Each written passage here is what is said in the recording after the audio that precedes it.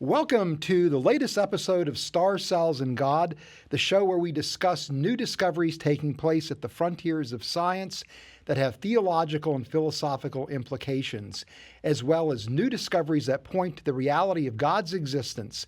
My name is Rana, and I'll be your host today, and I'll guide you through the show's topics. I'm going to be talking about the work done by a team of researchers at an organization called FAME that claims to have assembled RNA molecules on a glass surface. And I'm joined in studio by Jeff Zweerink, an astrophysicist and a Christian apologist. Jeff, what are you going to be talking about today? I am going to be talking about some ways that people have tried to apply AI to do scientific research and what sort of implications that has for humanity, believe it or not. Oh, interesting topic. Okay, but before we get into the discussion, I just want to encourage all of you to go to our website, reasons.org, where you can learn about our organization and the types of resources we have. Also, you can follow us on social media, RTB_official. And then last but not least, go to our YouTube channel, Reasons to Believe, subscribe, and set a reminder using that bell so that you can be notified whenever a new episode of Star Cells and God drops. Okay, Jeff, really interested in discussing AI, as a lot of people are. So why don't you go ahead and take it away? Well, so I was reading in the scientific literature the other day, and I came across an article, title is "Machine Learning Pins Down Cosmological Parameters." And the idea behind what we're doing here is that when we're studying the universe, remarkably, we can, with a relatively few numbers of inputs, we can say, all right, we can explain most of what's going on that we've been able to measure in the universe. These would be constants?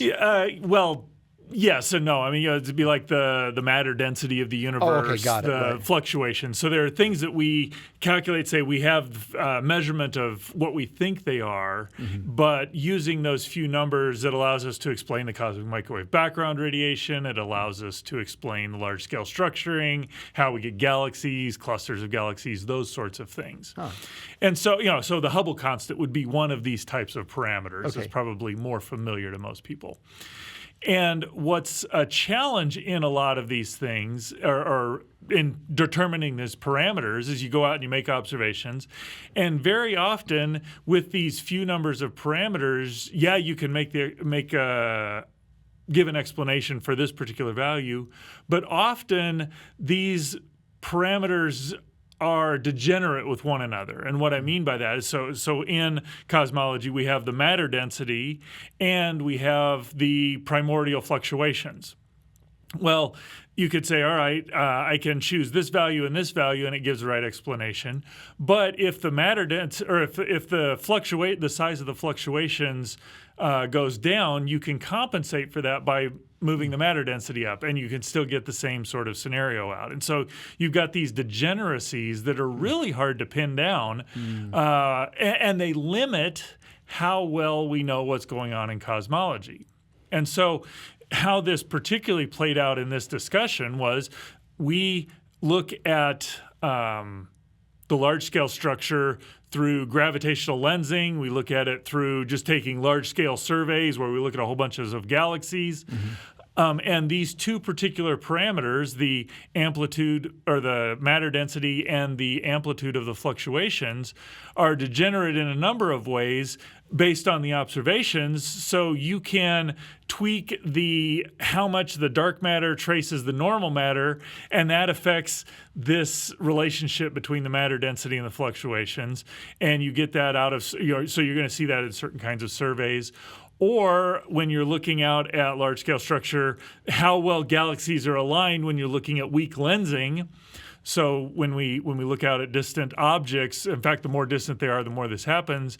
As distant objects pass by more massive objects in the foreground, the gravity of these massive objects distorts them, and you get this weak gravitational lensing. And so these are these large-scale surveys, these weak lensing, these are the observations we're using to try and pin down these parameters.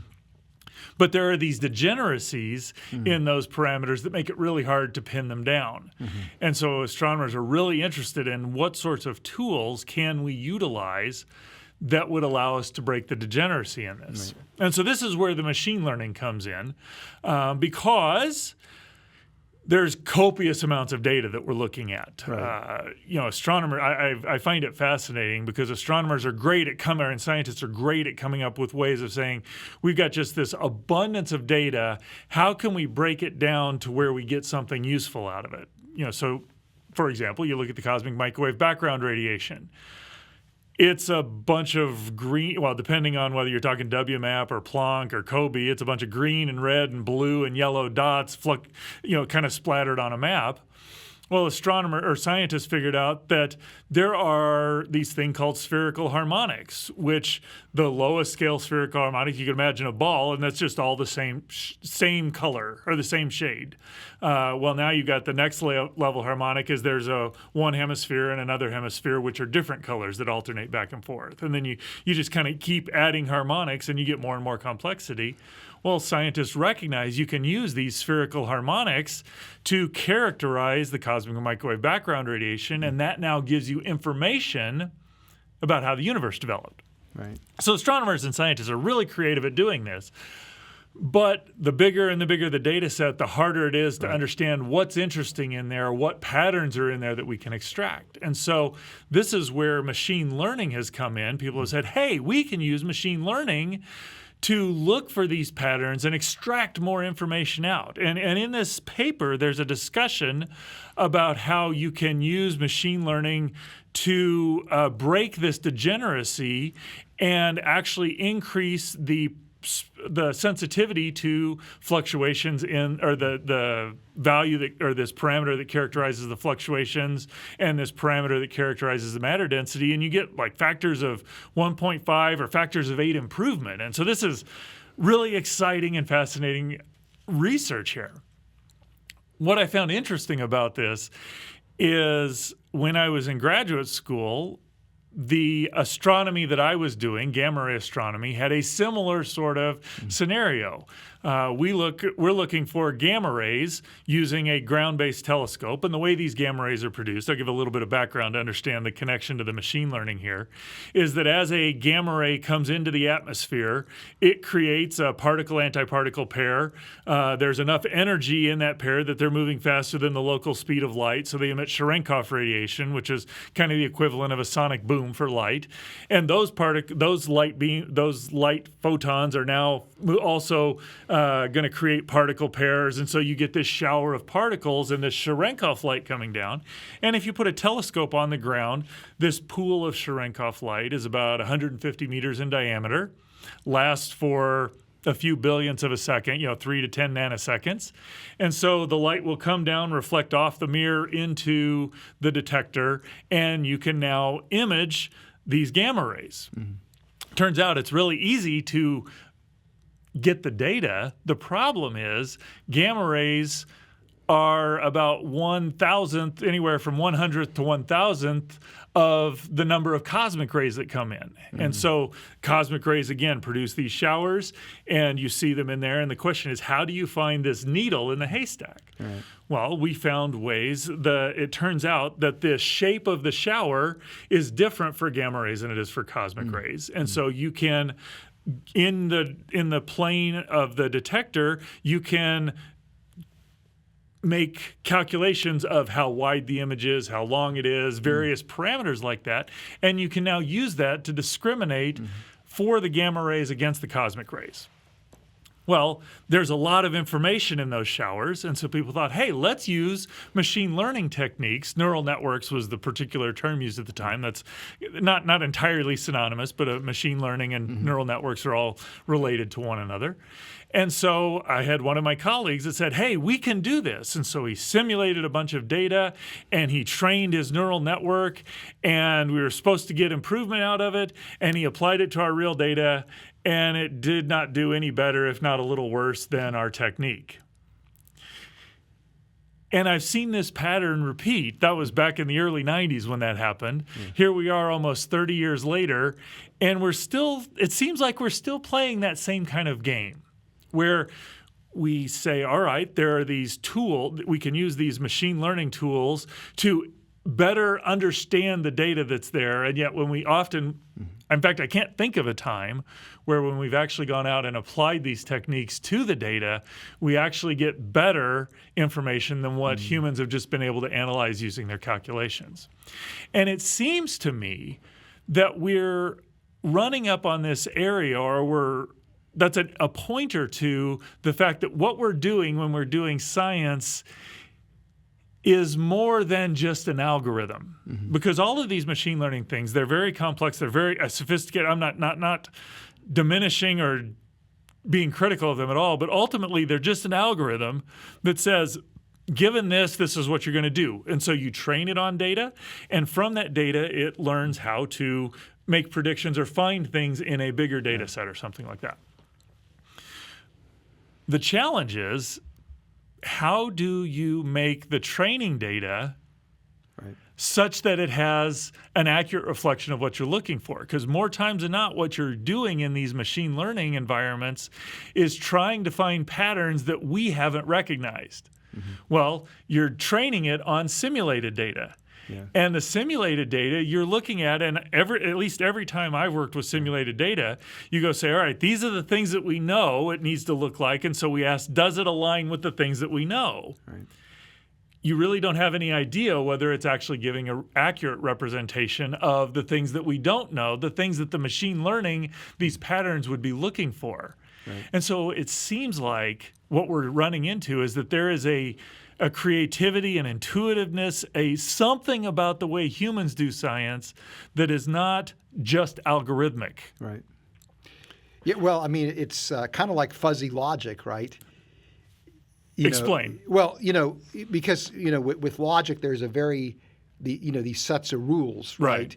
That you're using to discriminate, one scenario from another scenario, one conclusion from another conclusion.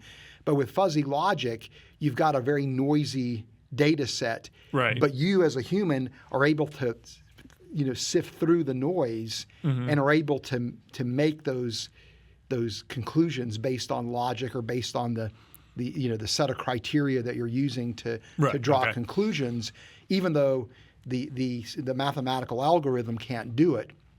Because you have this ability to see the patterns that are emerging in the presence of noise, and so it's just called fuzzy logic. No, there is a very big similarity, it sounds like, in that, and it's something that as humans we kind of know how to do. And what strikes me in this is that I think of the places where the machine learning has been very successful and kind of reproduced human level, if not better. We find that when we're playing chess. We can say, all right, here are the rules of chess, and then the machines learn how to play chess better than humans. I mean, in fact, a relatively decent AI chess program is just going to outclass the best human chess players every time at this point. But that's kind of this well-described, well-constrained environment, and so it's not like the AI chess program is exploring all the possibilities, but it's this very constrained environment, which doesn't apply to science. Or you've got scenarios where you've got AIs that can compose a song, or AIs that can have a conversation that make them sound sentient. When you go back and look at the things they were trained on, every one of those were songs that humans have made, words that humans have said, sentences that humans have written. And so it's drawing upon what humans have done and extrapolating beyond.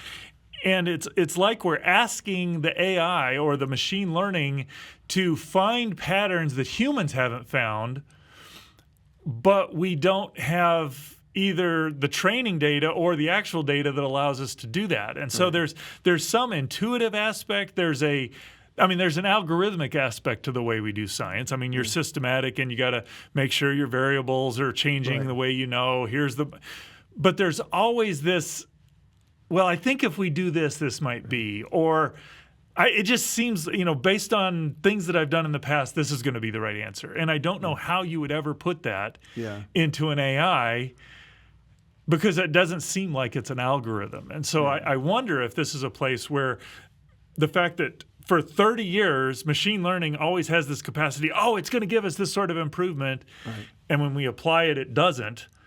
That there's something about the way the human brain thinks, the human mind thinks, that is just so different than what we're doing. It either says AI can't do it, or at least it at the minimum it says our current implementation of AI can't do it. Yeah. And it begs the question, or raises the question, will we ever be able to replicate that? And I'm inclined to think there's a spiritual component to that. So we will never be able to perfectly replicate it, although we might mimic in a number of ways. Yeah, that's very interesting. It may not be completely analogous, but I can remember when I was working at Procter & Gamble, and I was in an analytical chemistry section. And so it was pretty common to have pattern recognition software. Mm-hmm, right. So you record an infrared spectrum of an unknown compound, and then you just compare it to a library of compounds, and it looks for the closest match, and then it identifies the substance. The problem is those library searches never really worked. Oh, really? Right? Well, because it depends upon how good a quality the spectra are that are in the library. Okay, right. How good a quality that your sample is. Do you have some contaminants in there? Right, okay. What's the technique you precisely used? Those types of things. And so you never could replace the fact that you needed somebody who knew how to interpret infrared spectra, which in and of itself is an art, right, as much as a science, yes, right? So I guess the point is that, it's not exactly analogous, but I think you could think of the library as being the type of training set, right? And then the algorithm that you're using to compare your spectrum to the library is, again, being, kind of analogous to the algorithm that the machine learning software produces. Right. And the point, again, is the same point you're making, is that you just can't replace somebody that actually understands. Right. Well, And what you're talking about highlights a way that AI can really play an important role. I mean, I've read numerous articles recently about just the level or the amount of information contained about various drugs and compounds and chemical compounds, that the ability of a human to understand and be familiar with that literature, it's beyond what we can do. I mean, maybe if somebody dedicated their whole life, they might be, But an AI would be very good at looking and saying, hey, what we know so far, or I see this connection here, it could sift through a lot of that and say, here are some promising avenues to go pursue. Now it then requires, it says, okay, instead of having to go through and wade through all of the murky pool, you get these promising ways to go look. And that's kind of what's happened in this paper here, is they said, hey, here's this promising thing that the machine learning found. We think what it's doing is that it's extracting information connected here that we haven't been using. Yeah. And so the thing that the AI or the machine learning generated prompted the humans to go and say, we think this is what's going on, and that may very well be that this one works out because we actually found a new mechanism to extract information out that we weren't able to do before. Right. But it's not, I can't think of too many examples where we've just applied machine learning and it's done better than what humans have done. Yeah. It can give us insight to know where to go explore. Right. But I don't think it's really going to give us that final answer, because we don't know what the final answer is. And so even if it was doing it better, at very minimum, we go and say, okay, how do we understand why? There's always that human component, because the machine doesn't seem to have the capacity to do that. And I just think this is an example, if not evidence, for the idea that we are not just machines. Right. We are machines, but we're machines and so I think that's the way the Bible describes us, and I find this it fits very comfortably with that description. Yeah, I read this op-ed piece a few months ago, and I think maybe we chatted about it, and I'm just curious now that we're kind of doing the show, what your reaction to this is, because I think it's similar to some of the points that you're bringing up. And the op-ed was about AI in science bringing an end to science. Okay.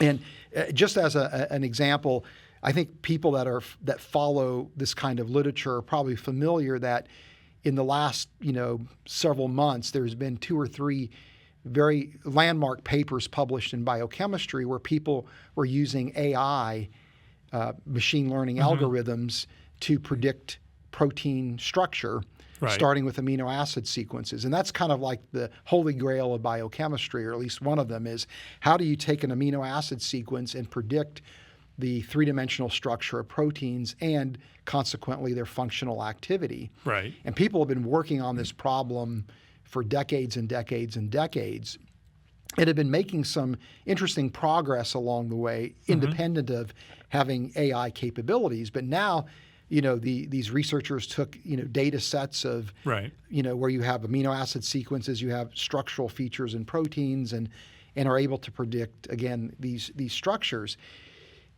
So that's very exciting. It's going to lead to, drug discovery. It's going to, do all kinds of interesting things to accelerate, scientific advance. But the problem that I have, and I'm going to sound like that old guy now, but when I was young, this is the way we had to do things. Right. We were men and you weren't, that type of thing. But, to me, what it does is there's no longer, if you're able to use AI to predict protein structure, that's incredible, but there's no understanding as to why does that amino acid sequence produce that particular structure. So the trade-off for predicting the structure and having that capability is potentially the loss of understanding. And so you're no longer developing theoretical models about that describe why proteins adopt the particular structure they have. You're just saying we can predict it, right? So you're losing that theoretical component, that understanding that comes from work. Because when I was a graduate student, we did some predictive work with protein structures. These are small peptides.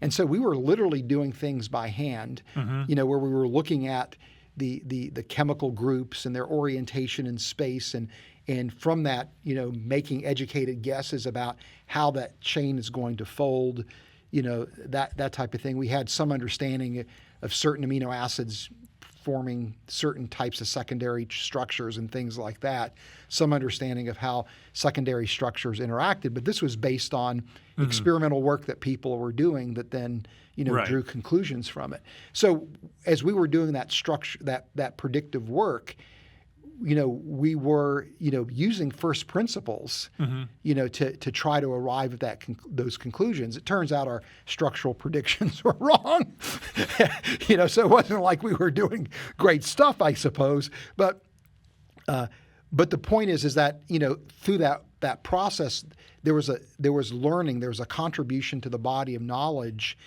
Even getting it wrong was informative in terms of, hey, this isn't actually as critical as you think in terms of dictating structure. So I guess, that's the concern, is that if you start relying on machine learning to such a degree, when does it simply become running an algorithm and getting a result versus actually doing science? No, I think that's a great point. But I would, I guess, maybe draw a parallel. And I know there are flaws in this parallel, but I was talking about the research I do in gamma ray astronomy. Well, you'd have these phototubes that are at the sensitive in the detector plane, and then you'd read them out, and you'd get some number from them.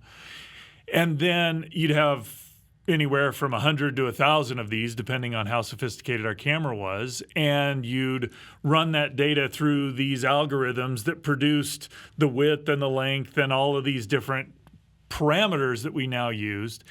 And what is true is that, you go back maybe 30 years before I was doing that, somebody would have had to sit down and calculate all of those. And you'd had an intuitive sense of, well, this is what these showers kind of look like. And in some sense, you've lost that. But now, because we have computers that do that, we can now ask the question, how do we push down into lower energies where the distinctions between those are different? So I kind of see a similar sort of thing. It's not, I don't see the machine learning replacing the science. It's almost like the machine learning is saying, all right, as humans, we've built up this big enough body of knowledge. We're Right. aware enough of the problem that we can use this other tool to extract things so that we can ask the more interesting questions. And, Right. and in my, a common thing, when you're in a physics class, they'll work the problem and they say, oh, this is this kind of problem, and we already know how to do that. Well, if you're a new student, you kind of need to work through it. If you've done it enough times, it's like, I already know that. Yeah. And so my guess is that you're going to get people who do still understand that. Right. That's going to be a specialty. Right. And now there's going to be this other specialty, which just says, I assume they know what they're doing, and this is now what I can do new. It Yeah. allows us to do new Right. questions. Yeah. The machine learning is going to be used as a tool to allow us to Right. advance our scientific knowledge, as opposed to, oh, we're just done now. We know. I can't imagine a scenario Yeah. where you say, all right, well, we've been working at this for decades. We've got it solved. We're done now. Yeah. It's like, oh, now that we know how they're folding, what else can we do with this? Right. There's always a Right. new question that will Yeah, arise there. and I'm probably 100% or nearly 100% in agreement with you, but I think there is going to be this tendency, in having worked, again at a company where cost was an issue. It's like, well, if I've got an algorithm that will tell me what the chemical compound is once you record right. the spectrum, I don't need a PhD chemist, to monitor that. I can just hire a technician, Right. Who's less expensive to the company, and they can just record the spectrum and run the match, and voila, you get the answer. So there is a temptation, I think, to replace that expertise with in terms of understanding, with just simply relying on the algorithm. Oh, absolutely. And if I'm honest, I think that's probably what has happened with a lot of science today in a different way. It used to be that science and philosophy were very integrally connected, that there's philosophical things that need to be true, or philosophical presuppositions that need to be true in order for science to work. And so we've kind of lost a lot of that, and as a result, we can very easily be led astray on what we think is interesting or important. I think that's part of why we've gotten to the place where we think science is the answer to everything. Science has always been an important part. Well, in the last 400 years, science has been an important part of how we understand things. But it's always been a part of how we understand things. Right. If you don't understand the philosophy, you can now assume, oh, hey, if we've got scientific knowledge, that's the only way to get things. That's the only way to know things. And we lose this other thing. So I think that sort of thing has been going on all along, and it kind of reinforces one of the points that I'm hoping to make and get people to consider, is that AI is neither Christian nor anti-Christian. Whether we do it or not is not, I don't think there's a lot of inherent apologetic where the Bible says, therefore I expect. But if we don't have the right worldview, we're going to cause a lot of problems with it, because it's a pretty powerful tool.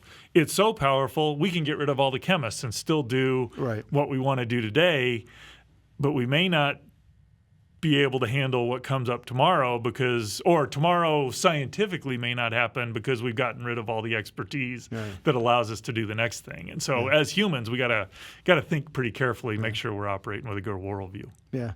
Great topic, Jeff. Great discussion.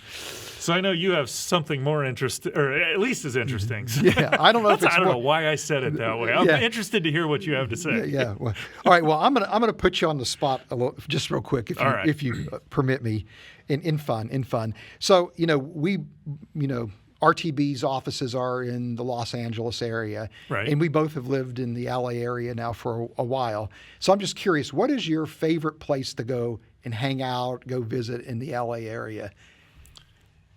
Or do you even have a favorite place? Well, honestly, the favorite place is where my family likes to be. My family likes to be at the beach. I like to go to the Griffith Observatory. I'll pick the Griffith Observatory. I have a single place, either that or like Knott's Berry Farm, Magic Mountain type place. Okay.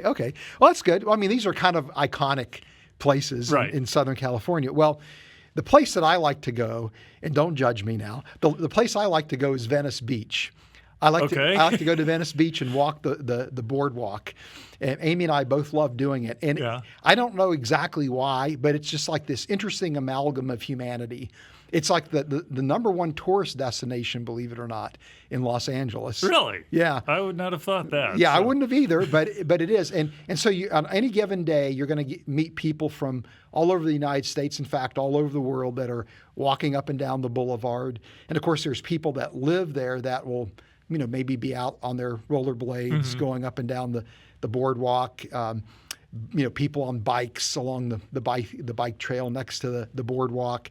So before you get too far off, this may show my ignorance here. Are Venice Beach and Muscle Beach the same place? Yes, Venice Beach goes into Muscle Beach. Okay, all right. Okay. Yeah, yes. So that is the similar area. All right. Okay. Yeah, exactly. Yeah, and and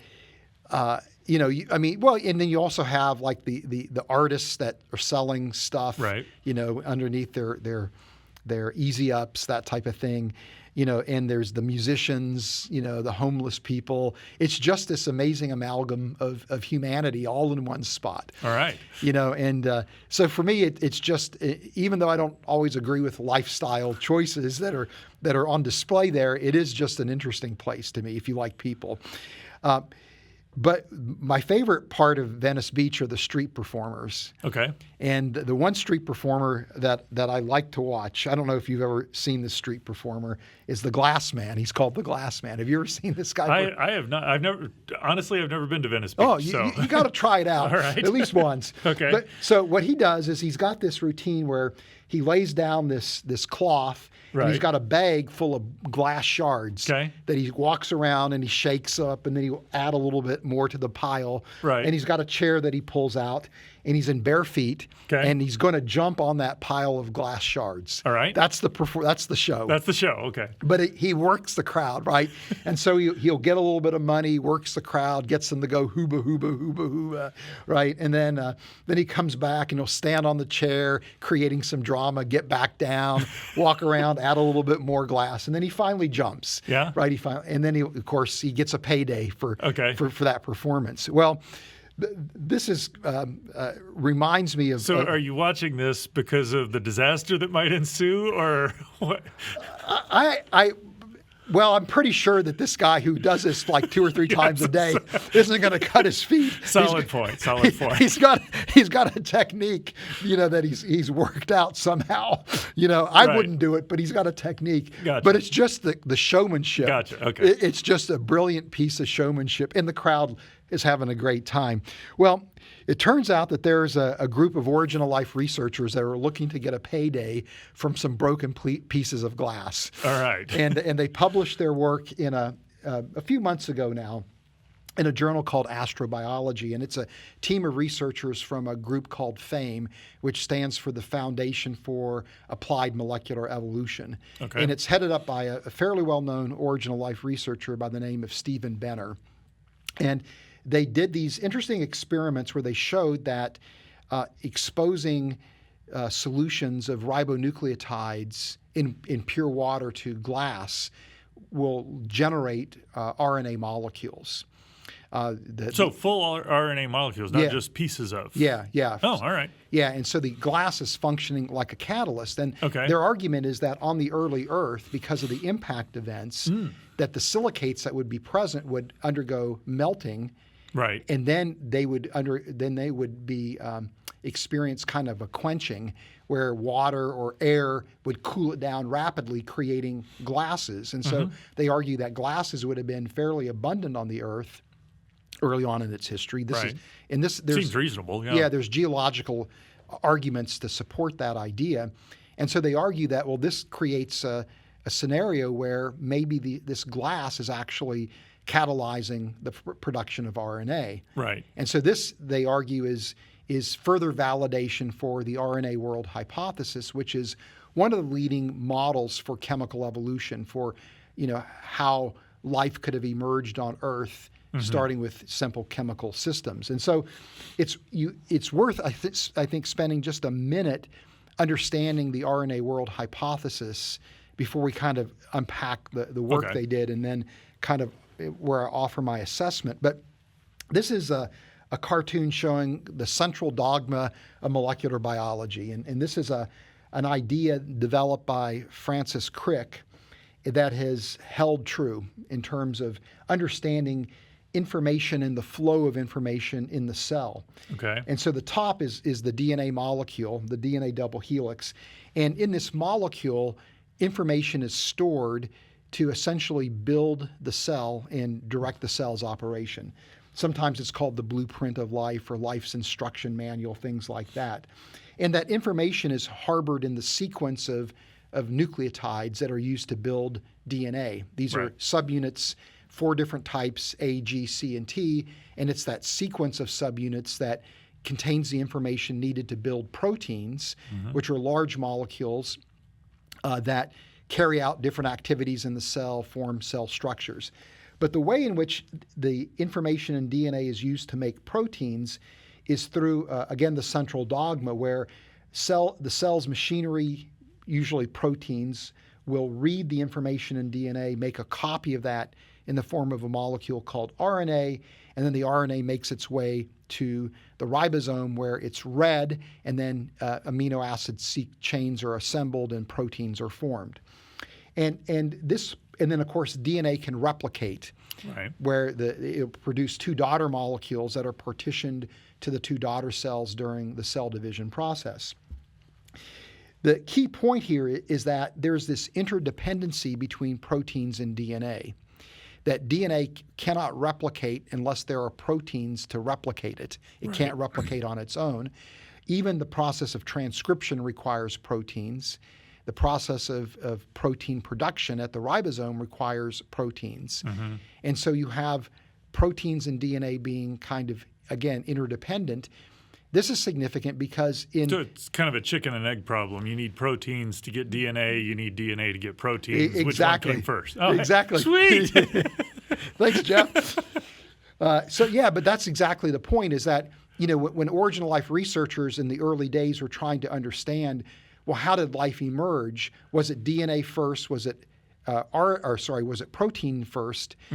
They kept running into this chicken and egg dilemma. Right. And so the resolution to that is that maybe the very first biochemistry was based on RNA, and then that the RNA world invented the DNA protein world later on. Okay. That it evolved to give rise to that. So presumably RNA can replicate without the proteins.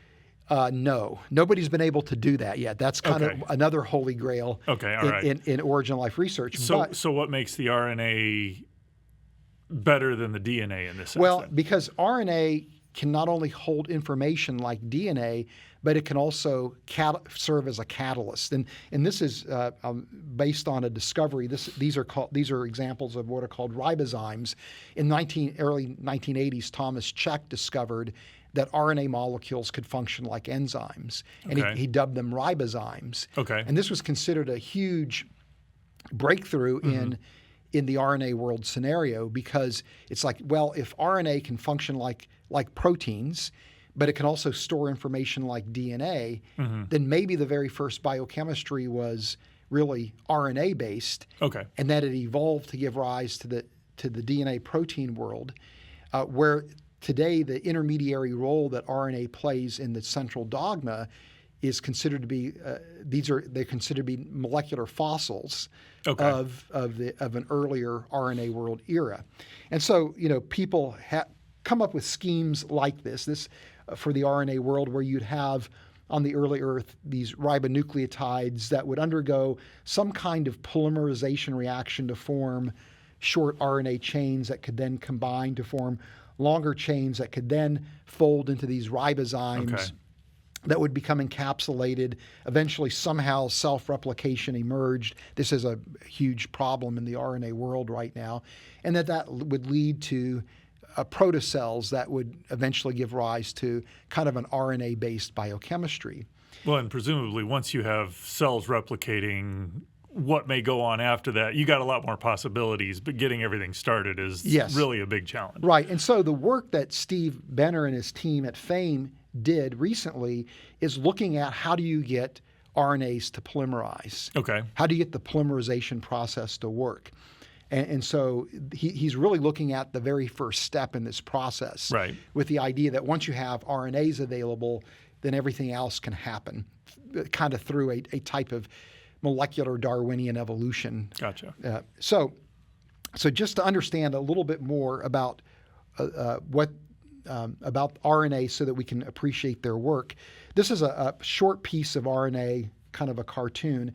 And RNA consists of a backbone that alternates between a phosphate group and a sugar called a ribose sugar. And the phosphate is actually a bridge molecule that links one sugar to the other through what's called a 3', 5' phosphodiester linkage, for people keeping score at home. So that's the backbone, and then the attached to the sugar is also these nucleobases. And in RNA, it's cytosine, adenine, guanine, and uracil instead of thymine. So that's one of the differences between RNA and DNA. But the way in which that chain, what you want to do is now produce this kind of a molecule, right? Starting with the nucleotide building blocks. And in the cell, the reaction works this way, where you have an RNA chain that's on the left, and that OH group in the 3' position of the ribose will attack the phosphate group, kicking off a pyrophosphate unit, and you add to the growing chain. Mm-hmm. So it's essentially a condensation reaction. Well, because of the chemical functional groups involved, if you have a catalyst, it's going to accelerate the reaction.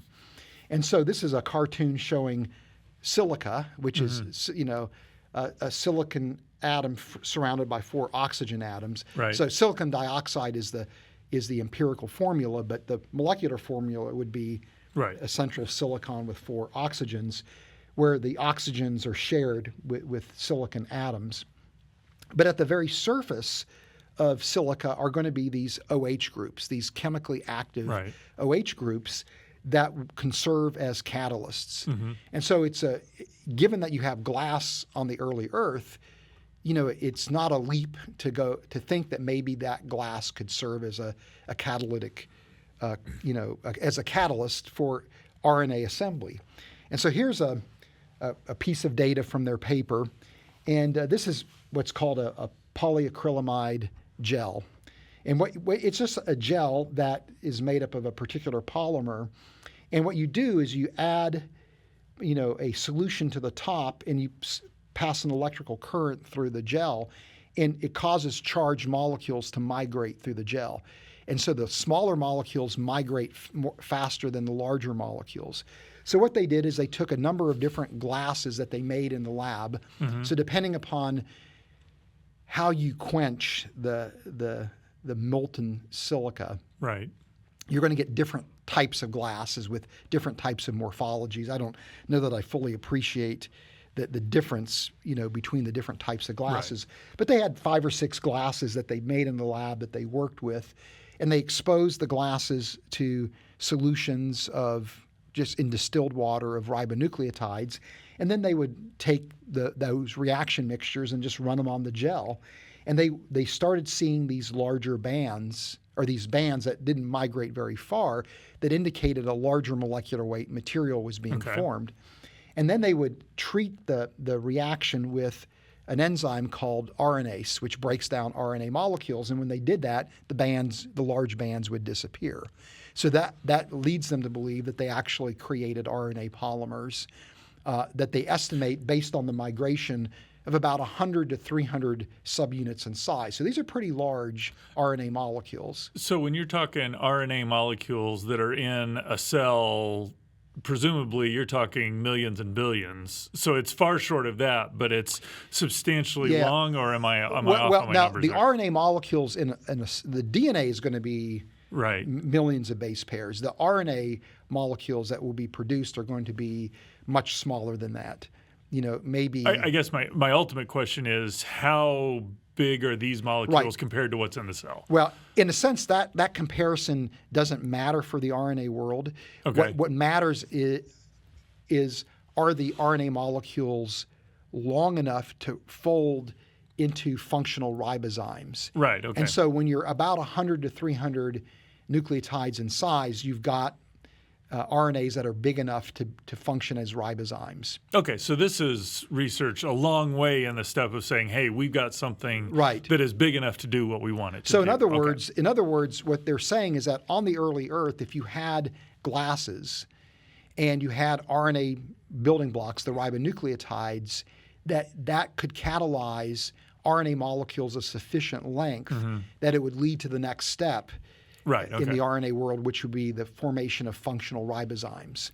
So how does this compare? Because I know there have been studies that show that on clays you can get long-chain ribonucleic type things, but my recollection was that they stick to the clays. Getting them off of the clays is really hard. Is that a problem here? Or Yeah. Same sort of problem there. Okay. Yeah. We'll see that in a minute. Okay.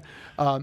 But another thing that's of significance is that they actually noted that different types of glasses perform differently as catalysts. So the type of silica or a glass called diabase is the most catalytic, followed by basalt, and those two are much better as catalysts than the other types of glasses that they worked with. Okay. And so anyway, these researchers claim that this, again, really represents a significant advance in validating the RNA world hypothesis. Now, my response to this is maybe not so fast. That's maybe a bit of a far-reaching conclusion. Now, to be clear, this is a very elegant study. Right.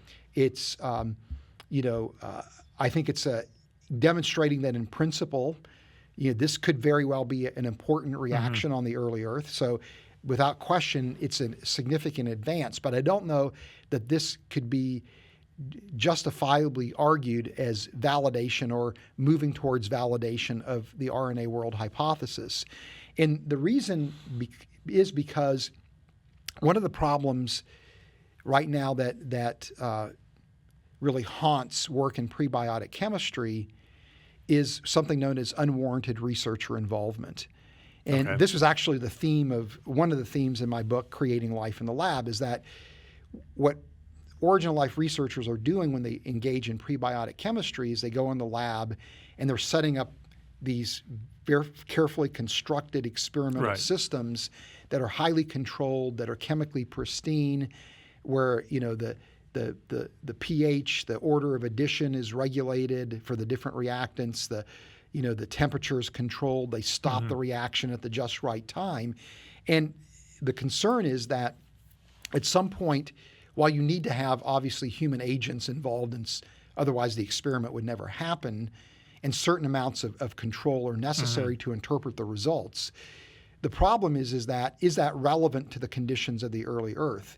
And at what point does the researcher become actually unwittingly a part of the experimental design where they're contributing to the success? And it's interesting, in 2018, there was a paper published by a German Origin of Life researcher who essentially formalized this concern. I have seen Origin of Life researchers give voice to this concern, kind of informally at scientific meetings. But here's the first example where an Origin of Life researcher actually publishes this concern, saying that, that human intervention is actually contributing to the success of many prebiotic experiments, and that it's hard to see what would replace the human researcher on the early Earth. Well, so if I understand kind of the thought process is there's basically the question of, can we replicate something that would at least do the things that we want to do? Right. And obviously you're working in a lab, you got to buy the chemicals, all that sort of stuff, and you probably want to make it as minimally invasive as you can, but then the kind of the line of reasoning would be, well, we've done this here, presumably on the Earth. There's just enough environments that, yes, we've done this very specific thing. Somewhere out there are some few places it's going to happen on the early Earth. Is the line of reasoning correct? Yeah, and the way I like to unpack that is to say, when you engage in work in prebiotic chemistry, there's really three objectives. One is what I would call proof of principle. Does that chemistry even work? Right. So I think Benner and his team check off that box. What's the mechanism? Well, they did a number of experiments where they were working through what are some of the mechanisms, some of the factors that influence the outcome of these reactions.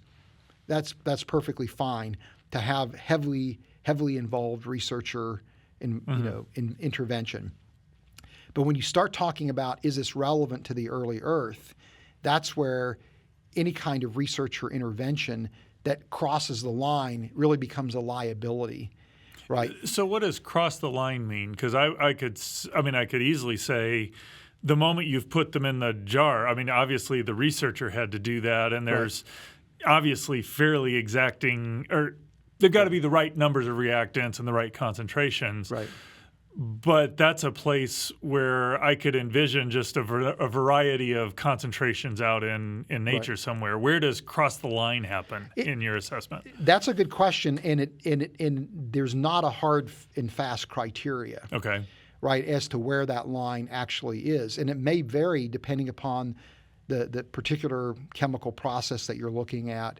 But the point is that that researchers need to be cognizant, and that's Clemens Reichert's point is that researchers need to be cognizant of the fact that they are actually involved in the experimental design, and they may be influencing the outcome, and they may be creating artificial scenarios that have very little relevance, to the conditions of the early Earth. So it's not a hard and fast criteria, and in some instances it's debatable as to has the researcher crossed the line or not. But the point is that there are probably a lot of experiments where the researcher's involvement has contributed to the success, and I think this is one of those situations, the work that Steve Benner did, and I'll present the argument why I think that's the case. But interestingly enough, Steve Benner is actually very much aware of that concern, right? Mm-hmm. So to his credit, and so in a commentary on his work, he said, one community of origin of life researchers revisits classical questions in prebiotic chemistry with complex chemical schemes that require difficult chemistry performed by skilled chemists. Their beautiful craft work appears in brand name journals such as Nature and Science. However, precisely because of the complexity of this chemistry, it cannot possibly account for how life actually originated on Earth. So really credit to Steve Benner for recognizing this. Right. And so his argument is that, look, this is a very simple experiment. You just dissolve the ribonucleotides in water, you expose them to glass, and voila, the RNA forms. You don't need to have any kind of skill as a chemist. So this wouldn't fall into his very complex, very sophisticated reactions. This is a very simple reaction in that sense. But my point is that he has hidden the complexity in his experimental design.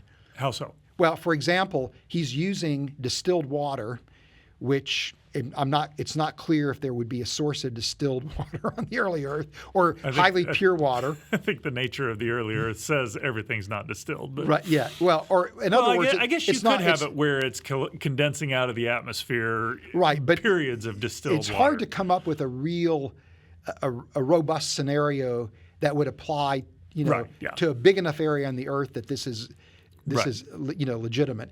He's getting the ribonucleotides off the shelf, right? I'm gathering those are not simple chemicals. Well, as Leslie Orgel once said, the synthesis of ribonucleotides on the early Earth is the chemist's nightmare. Okay. Nobody has produced any kind of reasonable scheme for how ribonucleotides could form on the early Earth. People have suggestions and have done experiments, but none of them really seem to involve chemistry that is simple enough, as he's pointing out, it's simple enough that it would run on the early Earth. These are very complex reaction schemes to get ribonucleotides. So starting with those hides the complexity of how do you get them in the first place. Then another problem is you have to have all the ribonucleotides of the same chirality, the same handedness.